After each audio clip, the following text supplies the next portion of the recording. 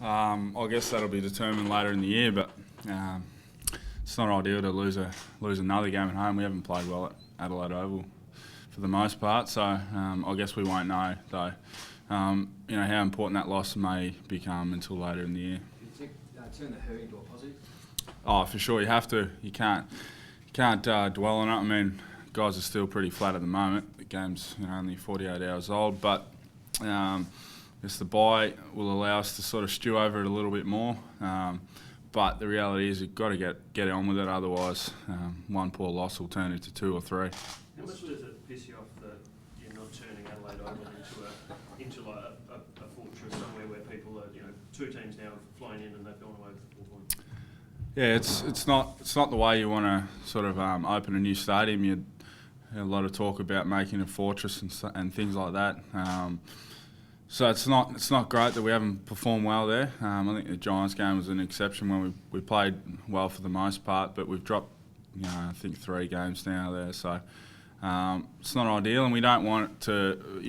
The last thing we want is for clubs to fly into Adelaide and think that they can take the points off us at home easily, because you need home ground advantage. It needs to be something that's realistic. So the way we started the season hasn't been great at Adelaide Oval. It's a new ground for you guys just as much as other teams. Are you struggling to sort of adjust to the dimensions and that sort of stuff? I don't think so. I'm not exactly aware of the difference between their Adelaide Oval and AAMI Stadium, but we've trained there enough and we've done enough work there, and footy grounds are footy grounds at the end of the day, so I wouldn't have thought that would come into it. What's the vibe like in the fortnight, Josh? Because I think after the game, Sando, by his own admission, was saying it just looked like the ball was just getting bombed in there. It wasn't a whole lot of structure. It just wasn't working. What was the vibe like for you? I think we're a little bit, much like the team, we're a little bit flat to begin with. We didn't quite have the energy that I think we've had in the past fortnight. So that's something we need to have a look at and work out why. Effort shouldn't be something that's manufactured. It obviously should happen week in, week out. So we'll have a look at that, and obviously there'll be some personnel changes with injury and whatnot. So I'm not sure. We need to have a bit more of a look at it. There are a few commentators that remarked during and after the game that the group seemed to be taking a bit easy beforehand. Is that something you sensed a bit light? Before the game? No, not really. I actually thought I felt like we were ready to go, because we started poorly against the Dogs, and we made it an emphasis that we wanted to start well, and so I felt like the group was ready to go. Evidently that wasn't the case, but I actually felt like we were ready to go. Also, it looks like Tex Walker's joining you for Collingwood. What's he bring to the forward line group? I guess experience. I was going to say experience, but he's only played 65 or 70 games. But he's an organiser and he's an orchestrator of everything that we try and do, and he's the the vocal and sort of spiritual leader of the whole group. So to get him back in terms of his presence is going to be amazing, and whatever he can bring performance-wise will be a bonus. It's going to be unfair on him to expect him to win any games for us in the near future. But just having him out there will lift a lot of the guys for sure. What about your own personal development? Obviously, another 2-year deal, stick around for a bit longer. How do you feel like you're developing? I think I've made some good progress in my 5 games this year. It took me a little while to come back from my injury. I hadn't experienced a long-term injury before, so I probably felt like I was ready to go when in fact I wasn't quite at the level. So it's probably a good thing for me to play some practice matches with the state league team, and allowed me to get some confidence back and get some zip in my game. And once I've come up to the AFL level, I feel like I've been able to contribute most weeks.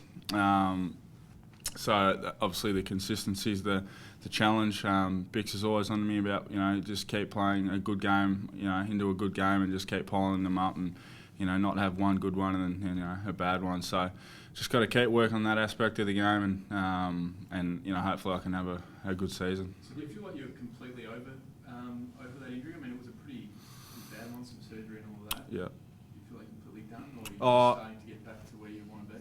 Yeah, I feel like I'm back to, in terms of fitness and conditioning and stuff, to where I want to be. I still get a fair bit of soreness and stuff in my leg, which I guess will probably stick around for the most part. I'm 100 plus kilos, so it's a fair bit of stress to go through my lower leg. So I'll still put up with a bit of soreness and stuff, but nothing that affects me in terms of performance. Lynchy's a massive loss with his ability to get up and down the ground. Is that a role that you could fill? Oh, potentially. I'm not going to be able to fill it the same way that Tom does. His running ability and work ethic is probably unmatched at our club. So between Pods, myself, Tex is a very athletic guy as well.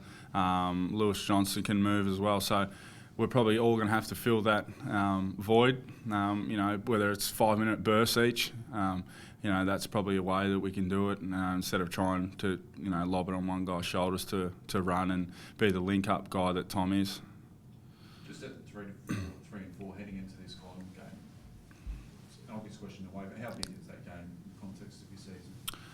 I guess it's massive for a variety of reasons. Obviously, 3 and 4, you'd love to be able to square the ledger, get yourself back on track, but also it's going to be a prime time game on a Thursday night with the biggest club in the league coming to town. So we need to put, we're going to be on display for the entire footy nation to see. So we need to put in a good performance, especially.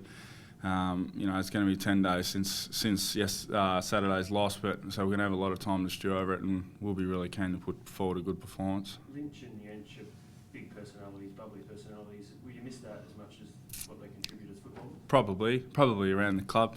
I was spoke to Lynchy this morning, and it was a bit surreal that he wasn't going to be around the club. Obviously, he can't talk at the moment, which is his biggest strength, but.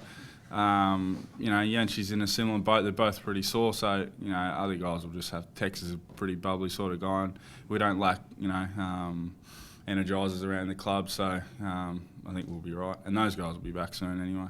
Game day, are they as bubbly as chatty out in the field? A little bit. They're not sort of the way they are around the club. They're obviously both vocal on the field, but it's not something that we lean on or have to rely on. There's enough guys that can talk and communicate on the field. All good. Just one. Given you and Tex were so close with your rehab and everything, how about for you personally with him coming back? What will it mean for you? Oh, it'll just be a thrill for him to be back out in the field. Obviously, I think I mentioned early last year, had high hopes for us to try and form a partnership, and unfortunately for him that wasn't to be. He missed most of the year, so I guess that it's just a year, delayed for a year, and it's just going to be great for him to be out there and another shoulder I can lean on through it, when things get tough throughout games, and obviously he can take all the gun defenders. Want to stay connected with the Crows? Like us on Facebook.